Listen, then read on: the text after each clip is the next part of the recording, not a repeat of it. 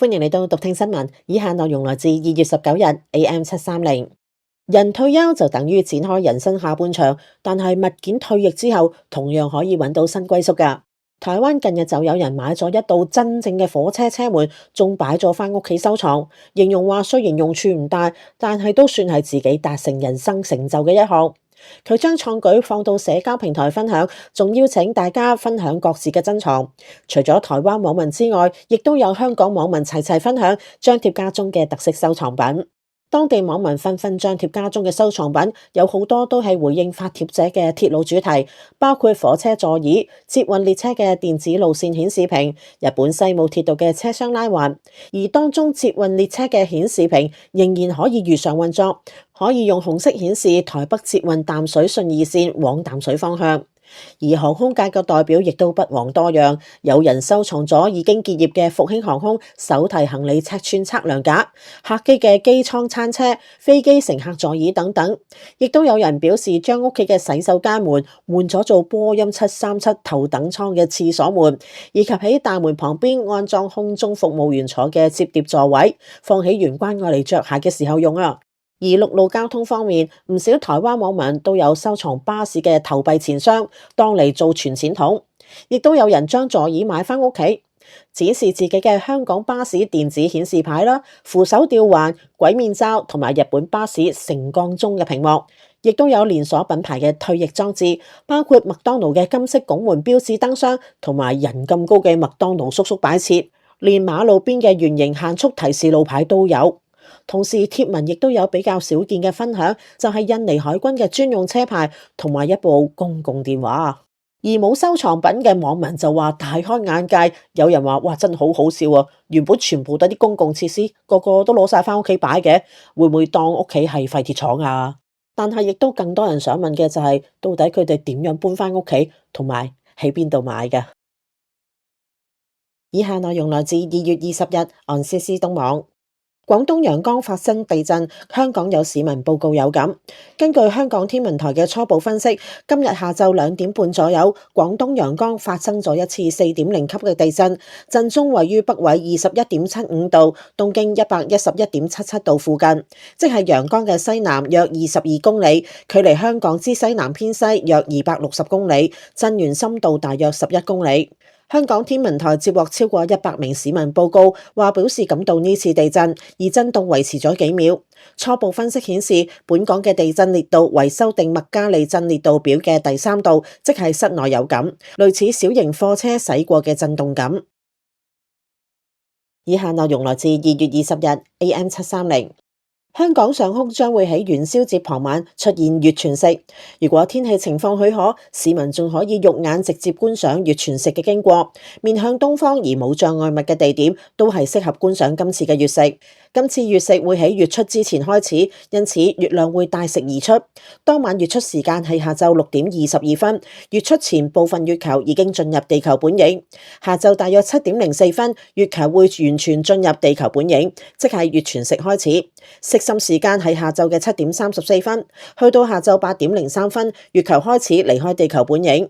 月全食階段將會歷時59分鐘，期間月亮唔會從視線中完全消失，而係會呈現暗紅色。呢個係因為太陽光中嘅藍色波段喺經過地球大氣層嘅時候被散射，剩餘嘅紅光再被折射到月球表面上。整個月食過程會喺下晝大約10點25分完結。市民可以喺當晚透過香港天文台、香港太空館、嗇色園主辦可觀自然教育中心暨天文館、保良局顏寶玲書院同埋香港青年協會創意教育組嘅聯合網上直播網頁觀賞今次月食過程。有關當日嘅最新天氣情況以及天文觀測條件，請參閱香港天文台嘅9天天氣預報以及天文觀測天氣資訊網頁。而下一次喺香港可以觀看到嘅月食，將會係出年嘅2月21日會出現嘅半影月食。以下內容來自2月20日 AM730。喺印度新德里舉行嘅人工智能峰會，星期四出現咗尷尬嘅一幕。印度總理莫迪同埋一眾商界政界領袖大合照，所有人都排成一列，大家牽手高舉組成人鏈。不過呢一條人鏈嚟到 OpenAI 嘅阿特曼同埋 Anthropic 嘅阿莫迪就斷咗纜，佢哋拒絕牽手，只係各自握拳舉高隻手。阿莫迪曾經係 OpenAI 嘅研究副總裁，喺2021年離職，並且創立 Anthropic，仲挖走咗幾名 OpenAI 嘅高級研究員。呢兩家公司現時分別係全球市值最高嘅非上市 AI 企業。早前外媒報道，OpenAI 嘅估值超過8500億美元，而 Anthropic 嘅估值就大約係3800億美元。此外，微軟創辦人蓋茨原定喺峰會發表演講，但係突然宣布退出。蓋茨基金會解釋退出係確保會議焦點唔會受干擾。早前美國司法部喺1月底公布大批同已故富豪人梅愛潑斯坦有關嘅檔案，當中愛潑斯坦喺2013年撰寫嘅草稿郵件聲稱，蓋茨曾經同1名以上嘅俄羅斯女子有染，並且患上性病，隨後仲向愛潑斯坦索取抗生素，而蓋茨就駁斥呢一啲指控係不實嘅。以下內容來自2月20日星島頭條。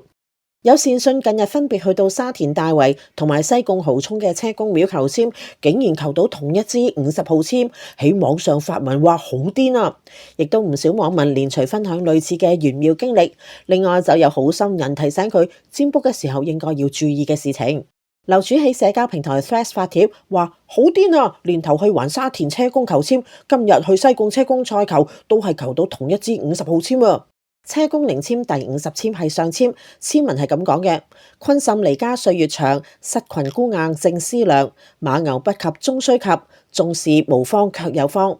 籤文嘅解釋就係先難後易，家宅安吉，自身平安，求財大吉。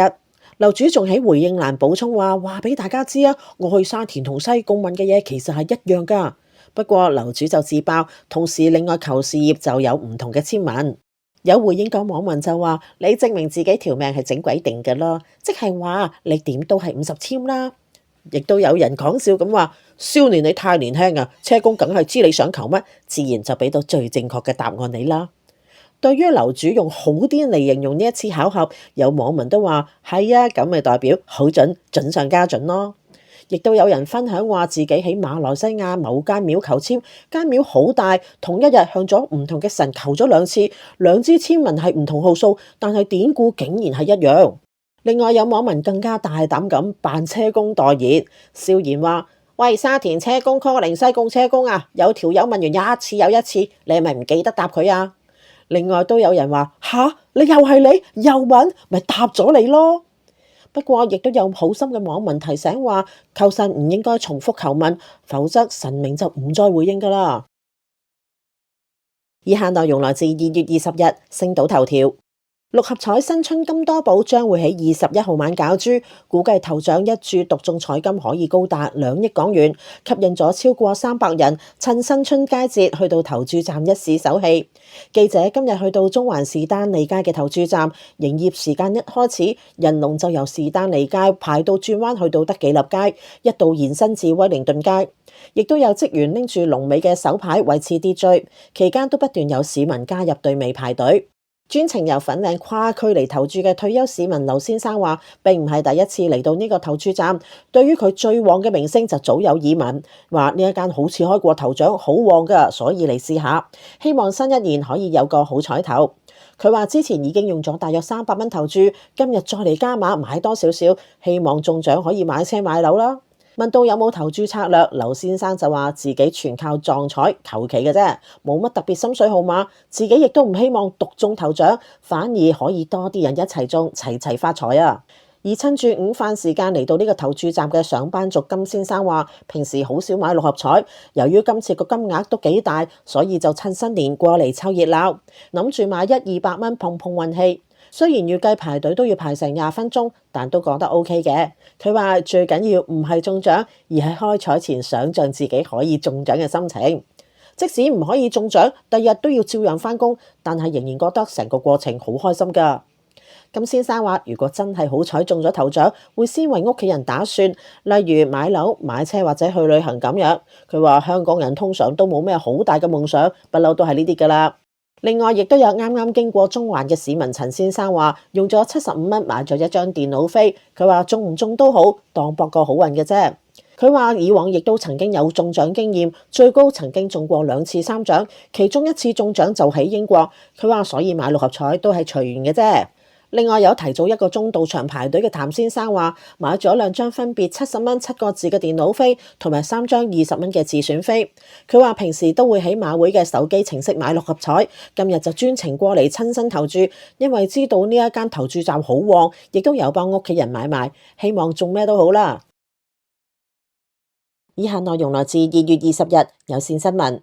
近日網上流傳一條片段，話有野豬喺年初2晚突襲昂坪營地，橫衝直撞咁撞爛晒啲帳篷，嚇到在場嘅男女都驚呼狂叫，其中一位操普通話嘅女子仲被嚇到踎低狂喊。影片迅速引起熱議，網民就笑話：嘿，啲野豬過嚟拜年啫，唔使咁驚噃。有網民就擔心野豬嘅生活空間可能因為咁而被抹殺。有網民日前上載片段，表示事發喺年初2當晚，喺馬鞍山嘅昂坪營地露營期間，突然有野豬出沒。片中可見野豬直衝去營地帳篷，一到埋頭探索之後，就隨即將帳篷拆毀撞飛。而在場操普通話嘅男女就嚇到係咁叫，女子更隨即尖叫，仲轉身走。野豬離開咗之後，男子見狀就話：帳篷唔食得㗎，佢個鼻好靈㗎。而另一位女營友就話自己嘅帳篷內都冇擺嘢食，好彩就冇俾野豬襲擊。而受害女子就解釋話：我都食唔切，咁點算啊？隨後更加懷疑因為受驚過度，踎低係咁喊。眾人見狀就即刻上前安慰。影片引起網民熱議，佢哋都覺得哇，真係好驚險啊！亦都有唔少人斥責片中男女係自作孽。佢哋話郊野地區有野生動物實在好正常，自己入侵咗人哋地盤在先，你哋喺度燒烤食嘢，亂咁抌垃圾，就會引嚟野生動物噶啦。佢哋仲話，其實香港有好多地方都唔係太適合露營，一到夜深其實都殺機重重，分分鐘連命都冇啊！有網民就笑言話：香港好客，連動物都係咁好客。唉，啲野豬過嚟拜年啫，唔使咁驚噃。以下內容來自2月20日按 CC 東網。